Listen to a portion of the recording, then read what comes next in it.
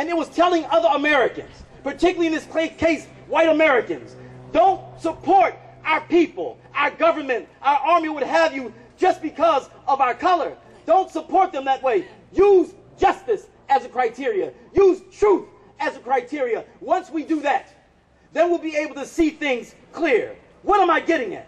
I'm saying that one of the more positive developments taking place today is that you have more Jews who are coming out against Zionism, right?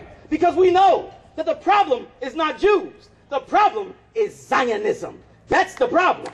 And so therefore, when you have many Jews, come on, check out this Jewish guy, Gerald Kaufman, a British MP. Check out his quote. Quote, "My grandmother was ill in bed when the Nazis came to her hometown in Stasau. A German soldier shot her dead in her bed. My grandmother did not die to provide cover for Israeli soldiers murdering Palestinian grandmothers in Gaza." See, that's beautiful. See, this Jewish brother said, look here, the Nazis killed my grandmother in bed. And he turned to Palestine and Gaza and said, you are doing the same thing to the Palestinians that the Nazis did to us. There's a Jewish guy. See, he's not suffering from asabiya. Another example. Check this one out. Oh, he also went on to indict the Israeli government for, check this out, ruthlessly and cynically exploiting the continuing guilt among Gentiles over the slaughter of Jews in the Holocaust as justification for their murder of Palestinians. That's serious business. If I would have said that, they'd have called me a fundamentalist. But this Jewish man is saying, you are using the guilt of the Holocaust as a cover to murder Palestinians. This is a Jewish brother who said this. He's not suffering from asabiya. How about this one? A Jewish writer from France. He told this Israeli president to remove his grandfather's name from a memorial that they had in the apartheid state, a memorial dealing with the Holocaust. This guy's grandfather's name was on the memorial. He told the president, remove my grandfather's name, quote, so that it can no longer be used to justify the horror which is visited on the Palestinians. See this, he's not suffering from asabiya. Do not use my grandfather to justify the murder of Palestinians. You have Jews who are speaking up. You have Jews who are speaking out. You have Jews who are not suffering from this asabiya. And they understand, especially a people who've been subjected to oppression. As a black man, you can best believe I know something about oppression and injustice, but you can also best believe that I am sensitive to when other people are being subjugated. I am sensitive to when other people are being degraded. Any people who have experienced social oppression and social degradation and injustice must be sensitive for standing up for social justice, no matter who it involves.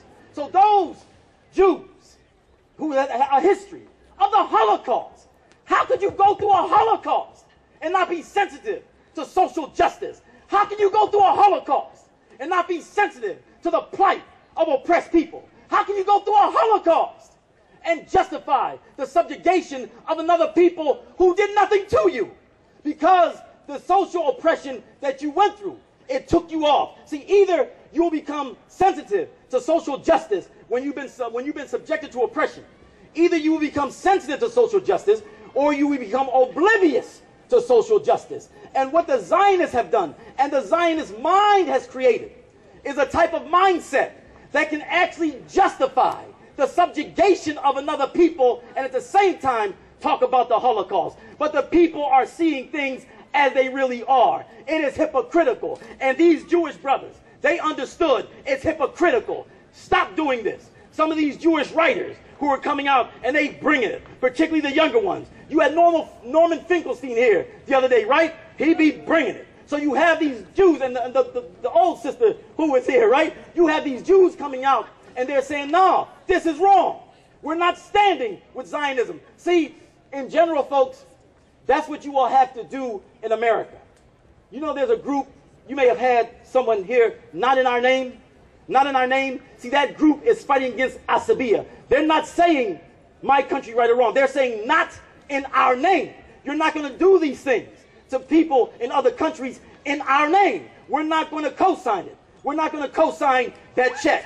And so one of the things that has to happen, brothers and sisters, ladies and gentlemen, in this next go-round, this next period of social upheaval, you're going to see a serious period of social upheaval. Serious. It will make the 60s look like a dress rehearsal because of the global, because of the global depression. You saw what was happening in Greece. Keep your minds and ears open because there is social unrest also coming to the shores of America. And it will be most likely be a populist type of movement. There'll be all colors of people who will be involved. There'll be brothers in the hood, brothers in the barrio, and there'll be folks in the suburbs who will be involved in this period of social unrest. So it'll be populist in scope. White collar, blue collar, employed, unemployed, black, white, Muslim, everyone will be involved, it seems like, in this next period of social unrest. So it'll be very important for us to be able to recognize the truth no matter what package it comes in.